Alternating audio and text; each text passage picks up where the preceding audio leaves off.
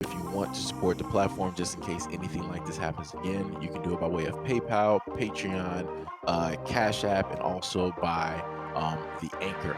And you can also further support the platform by way of going to the Teespring store or the shoe store that is located in the comment section below.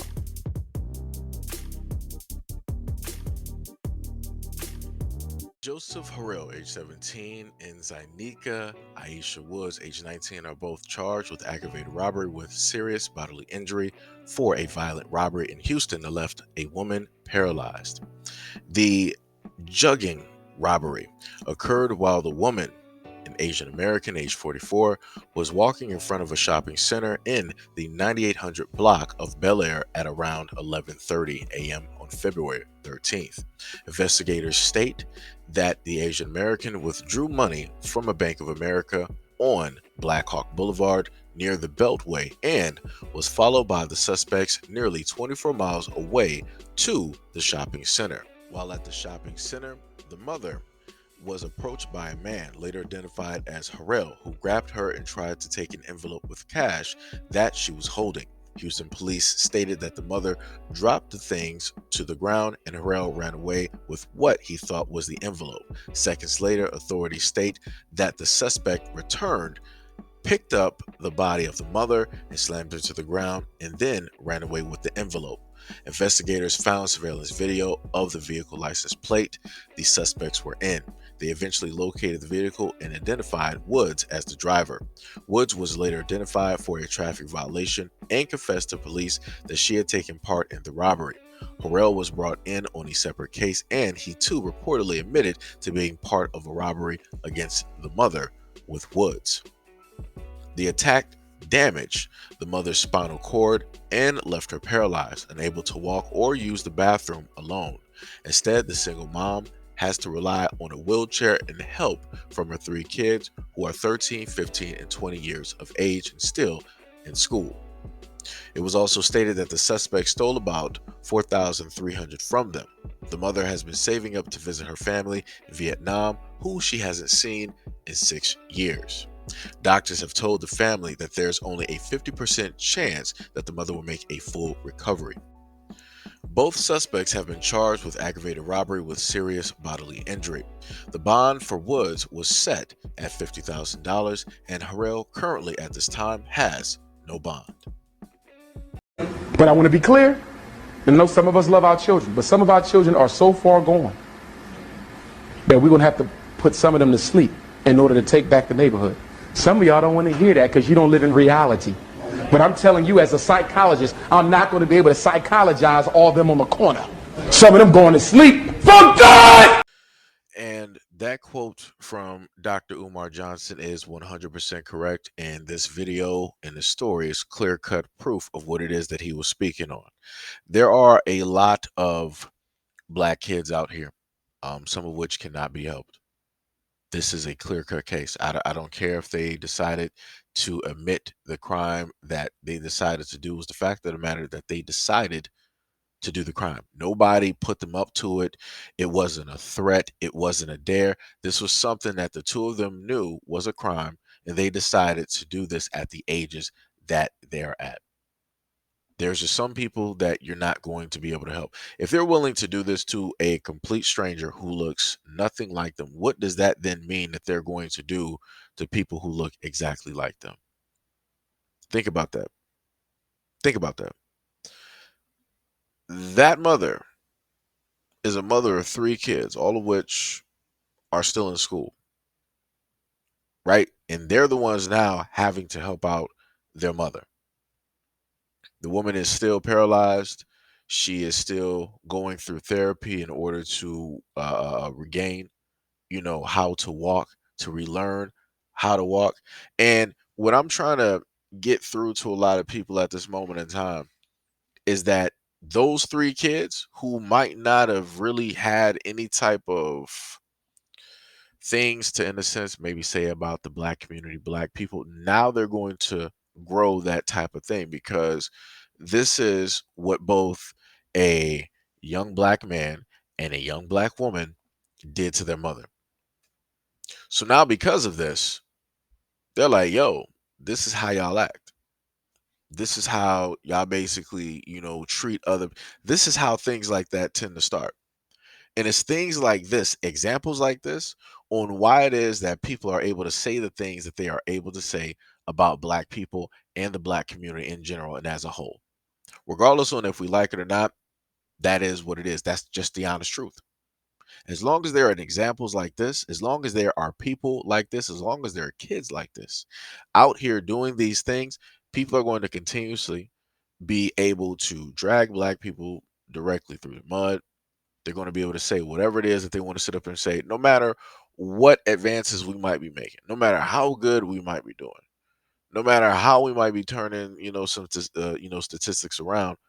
As long as you got examples like this, all of that other good stuff means nothing because this one thing will overshadow everything else. You can literally have 100 black kids right now that are entrepreneurs going to college, out here, let's say getting bachelors while they're still in high school, like smart genius kids.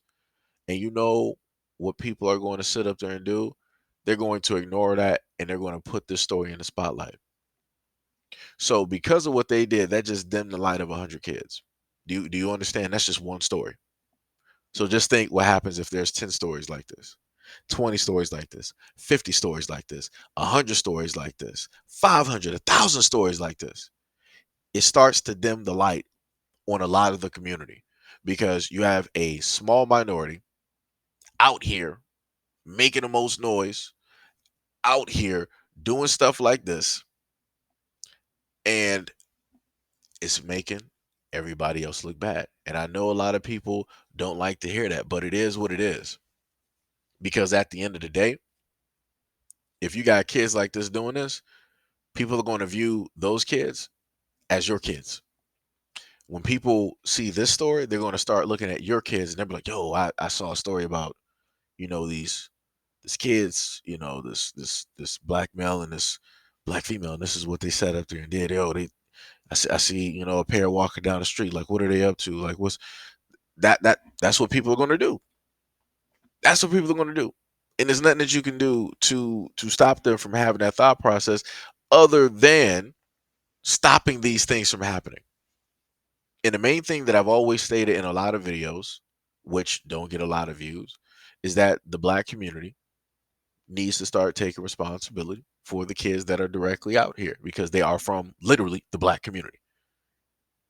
And I know a lot of people don't want to hear that either because that's putting responsibility on the black community. That's putting responsibility on people who have nothing to do with these kids. But guess what? Sooner or later, you're going to have to be responsible because if they're not doing this to other people, they're going to be doing this to your family. They're going to be doing this to you. They're going to be doing this to your neighbors. They're going to be doing this to your kids. They're going to be doing this to your coworkers. So any which way you want to sit up there and slice or look at it, the same thing that you see is going to soon enough, it's going to end up hitting you in some way, fashion, or form. It's going to either hit you directly or indirectly. And it's like, I'm tired of telling black people this because for whatever reason, black people think that they can run from every single thing. They're like, oh, well, I don't have to sit up there and deal with, whatever going in the city. Let me just sit up there and move out to the suburbs. And then when you move out to the suburbs, guess what? You're still dealing with stuff. And slowly but surely, the same black people that were in the city are starting to move to the suburbs. Why? Because you got gentrification and all these other types of things going on, where you got migration taking place. So you think you set up there and saved up money to run from one place in order to be safe, but then the same thing you ran from is basically going to be right next door. Good job. When all people have to sit up there and do is literally get together and start fixing the community. Notice how it's only the black community that in a sense tend to run away from a lot of this stuff.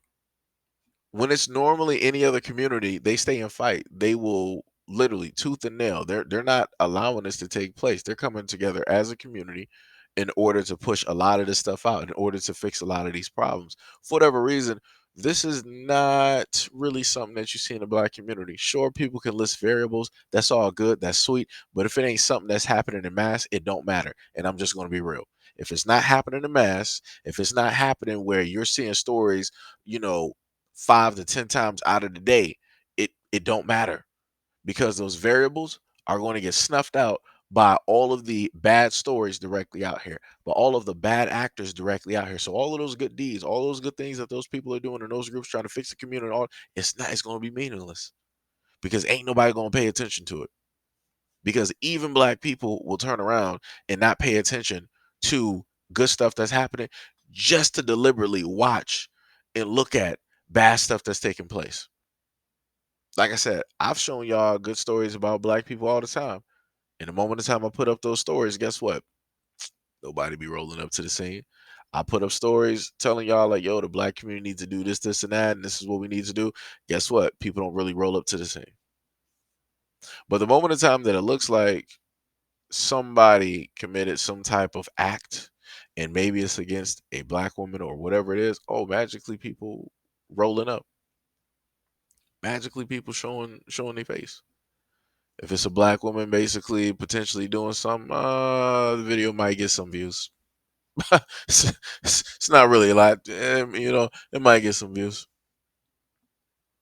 Like I said, I've tried to slice this a multitude of different ways. And look at where we are. Time and time and time again for quite some years now. Try to sit up there and inform people, try to tell people exactly what it was before the stuff happens. People didn't want to sit up there and listen. Here we are. So, like I said, the future ain't looking too bright for black people. 2025 is rolling up. Woo-hoo, that's going to be something right there. And you also got 2030 and 2035.